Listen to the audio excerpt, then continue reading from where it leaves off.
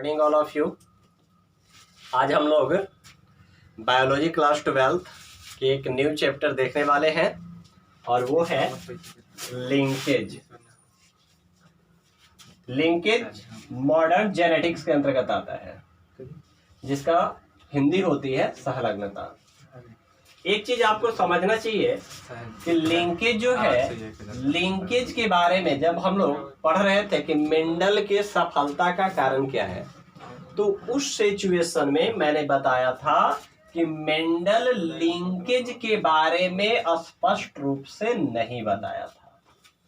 अगर स्पष्ट रूप से प्रस्तुत करता तो निश्चित सी बात है कि उसे कहीं ना कहीं किसी न किसी कंडीशंस में उसे ब्रेक या रुकावट उत्पन्न होती, जिसके फलस्वरूप उसे शायद जो चाह रहा था वो नहीं मिल पाता।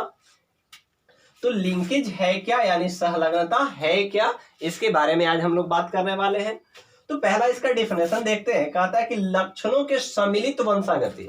अब इसको समझिए, सम्मिलित वंशागति का मतलब क्या होता है? एक साथ मिलकर, सपोज मान लेते हैं कि ये एक जेनरेशन है, इसमें A B C D E अनेकों प्रकार के जनरेशन इसके अंतर्गत आ रहे हैं।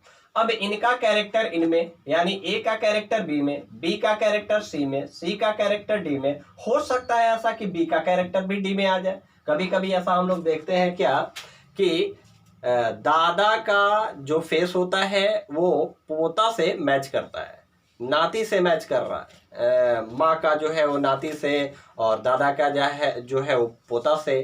तो ऐसा कंडीशंस नहीं है कि ए को बी के साथ ही मैच कर सकता है, हो सकता है ए का डी के साथ मैच करने लगे, तो ऐसा पॉसिबिलिटी हो सकती है। तो ये जो मैच करने का कंडीशन है कि ए को बी के साथ या बी को डी के साथ, डी को सी के साथ, तो ये किसके कंडीशन के अनुसार ऐसा हो रहा है? तो ये लिंकेज के अनुसार हो रहा है। मैंने क्या कहा कि लक्षणों की सम्मिलित वंशागति, यानी एक साथ मिलता है। सम्मिलित वंशागति को एक साथ क्या कहते हैं हम लोग? लिंकेज कहते हैं। यानी ए का बी के साथ, बी के सी के साथ, ये सबका कंडीशन अगर एक पॉइंट पर काम कर रहा है और वो कैरेक्टर है, तो उसी कैरेक्टर को हम लोग दूसरे शब्दों में क्या कह रहे हैं? लिंकेज कह रहे हैं। अब देखिए, कहा जा रहा है यहां पर लिंकेज जो दर्शाने वाले जीन होते हैं, तो लिंकेज दर्शाने वाले जो जीन होते हैं उनको कहा जाता है लिंक्ड जीन।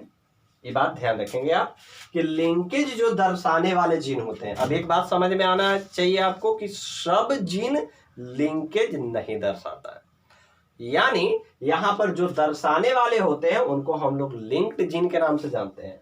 अतः लिंक्ड जीन के जो ग्रुप होता है, बहुत कंडीशंस में ऐसा होता है कि बहुत सारे ऐसे जीन होते हैं जो ग्रुप में वर्क करते हैं, तो जो लिंक्ड जीन का जो ग्रुप होता है उसे हम लिंकेज ग्रुप के नाम से जानते हैं। ये चीज स्पष्ट हुई। दूसरी बात आइए, लिंकेज जो दर्शाने वाले जो जीन होते हैं, ये नोट पॉइंट है, बहुत बारीकी से आपको समझना है। लिंकेज दर्शाने वाले जीन, जो कि मैंने यहां पर कहा कि लिंकेज दर्शाने वाले जीन को हम लोग क्या नाम दे रहे हैं? लिंक्ड जीन नाम दे रहे हैं। तो लिंकेज दर्शाने वाले जो जीन होते हैं वो एक ही क्रोमोसोम पर उपस्थित होते हैं। ये भी बात आपको ध्यान रखना है। सपोज मान लीजिए कि ये एक क्रोमोसोम है, यहां पर ए बी सी डी, ये सब क्या है? लिंक्ड जीन है जो लिंकेज ग्रुप में अवेलेबल है यहां पर। तो कहने का मतलब ये है कि जितना भी लिंकेज दर्शाने वाले जीन होते हैं वो सब एक ही क्रोमोसोम पर अवेलेबल होते हैं।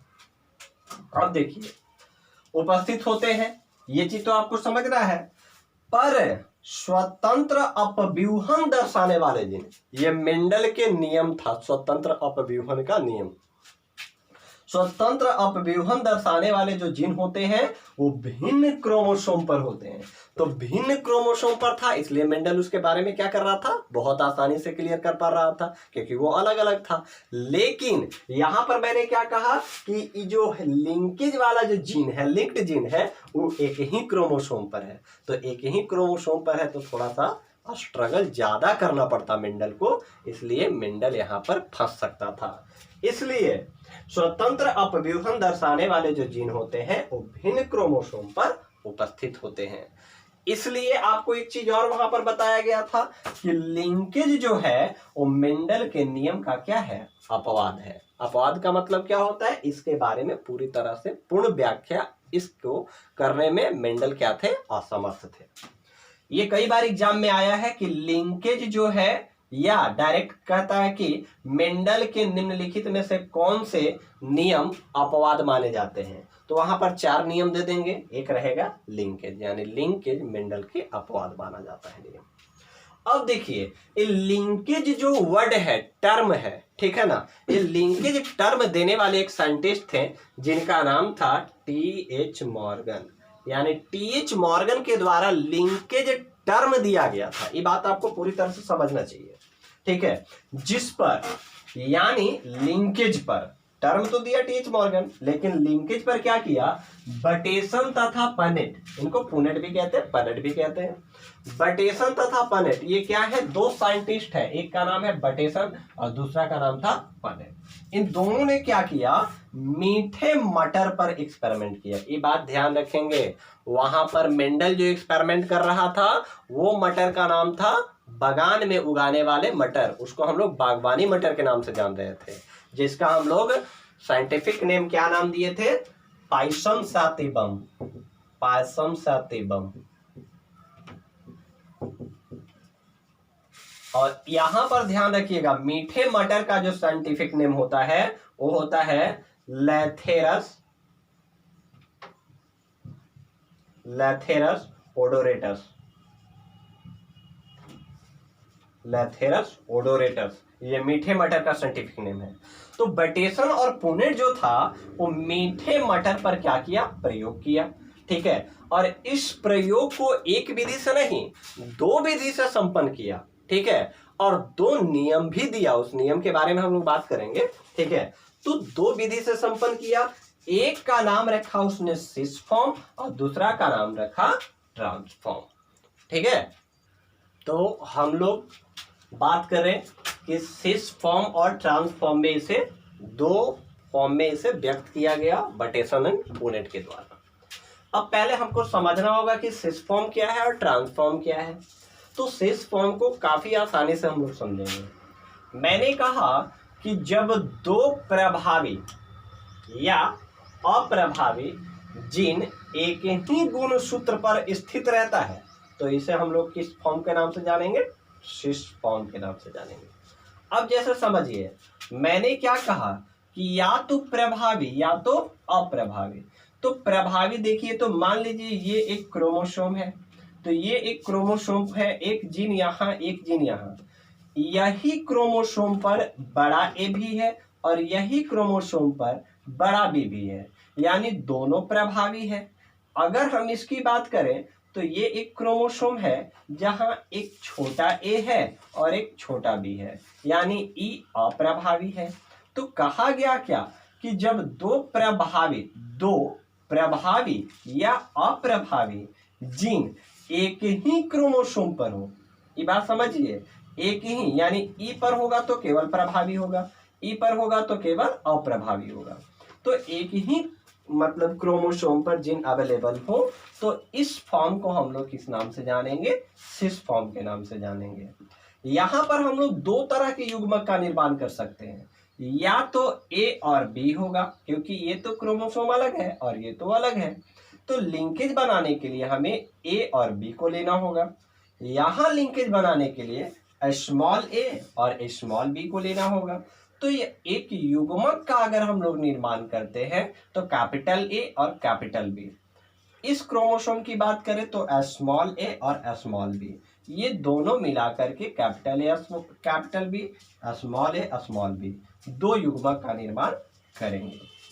अब यहां पर चलते हैं, इस क्रॉस को बाद में देखेंगे। ट्रांसफॉर्म क्या कहता है, कहता है कि जब एक ही गुण सूत्र पर प्रभावी तथा अप्रभावी दोनों जीन उपस्थित होते हैं। यहां पर मैंने क्या कहा था कि प्रभावी या अप्रभावी, लेकिन यहां पर या नहीं है, बल्कि एक ही गुण सूत्र पर दोनों है, प्रभावी भी है और अप्रभावी भी है। जब उपस्थित होते हैं तो उसे हम लोग ट्रांसफॉर्म के नाम से जानते हैं। जैसे देखिए, ए मान लीजिए एक क्रोमोसोम है, इस क्रोमोसोम पर एक ए कैपिटल है यानी प्रभावी है, और यहाँ पर एक स्मॉल है यानी अप्रभावी है। वहीं पर यहाँ देखें एक स्मॉल ए है और एक कैपिटल बी है, तो कहता क्या है कि प्रभावी भी रहेगा और अप्रभावी भी रहेगा, ये दोनों एक ही गुणसूत्र पर रहेंगे, तो इस सिचुएशन को हम लोग ट्रांसफॉर्म कहेंगे। जैसे ये दोनों में आपको विशेष अंतर समझ में आ गई होगी, यहाँ capital capital small small, but यहाँ पर कैपिटल स्मॉल स्मॉल कैपिटल, इस सिचुएशन के तहत लिया गया। अब इसको एक्सपेरिमेंटली दर्शाने के लिए उसने क्या किया, मैंने कहा कि मीठे मटर का यूज किया था उसने, तो क्या किया, कैपिटल बी से ब्लू और कैपिटल एल से लॉन्ग, तो ब्लू लॉन्ग किसके लिए वर्ड आया था, ये आया था पॉलन ग्रेन के लिए। पॉलन ग्रेन आप जानते होंगे, जिसको हम लोग हिंदी में कहते हैं परागकण। तो उसने क्या किया, blue and long pollen grain लिया, और एक जो है वो रेड और राउंड लिया। रेड मतलब आप समझ रहे हैं, राउंड मतलब समझ रहे हैं। जब इस तरह की यहाँ से हम लोग क्रॉस कराएंगे, तो यहाँ से कैपिटल बी, यहाँ से कैपिटल एल, यहाँ स्मॉल बी स्मॉल एल, जब दोनों को मिलाया गया तो F1 जनरेशन में कैपिटल बी स्मॉल बी पर प्रभावी बन गया, कैपिटल ए स्मॉल एल पर, यानी बड़ा बी छोटा को दबा दिया और बड़ा एल छोटा एल को दबा दिया, यानी बड़ा बी ब्लू को इंडिकेट कर रहा था और बड़ा एल लॉन्ग को, यानी F1 जनरेशन में बड़ा बी यानी ब्लू एंड लॉन्ग मिला। सेम टू सेम कंडीशंस यहाँ देखिए, जो यहाँ पर लिया गया वही यहाँ पर लिया गया, फर्क यही है कि यहाँ सिस फॉर्म में लिया गया। ध्यान रखिएगा, कैपिटल कैपिटल एक तरफ है, स्मॉल स्मॉल एक तरफ, यहाँ पर कैपिटल स्मॉल, ये ट्रांसफॉर्म को इंडिकेट कर रहा है। तो इसमें capital B small L, capital L small B, इस तरह के सिचुएशन के अनुसार अगर हम क्रॉस कराते हैं तो ये ब्लू और लॉन्ग जो कि यहाँ दिख रहे हैं आप, तो ब्लू एंड लॉन्ग इसमें भी मिलेगा F1 जनरेशन में, जिसे हम लोग अगले वीडियो में देखेंगे कि एक चार्ट के द्वारा प्रदर्शित करेंगे कि क्या इसका रेशियो आता है और इसके तहत क्या नियम TH मॉर्गन, बटिसन, पुनेट इत्यादि मिलकर के देते हैं। धन्यवाद।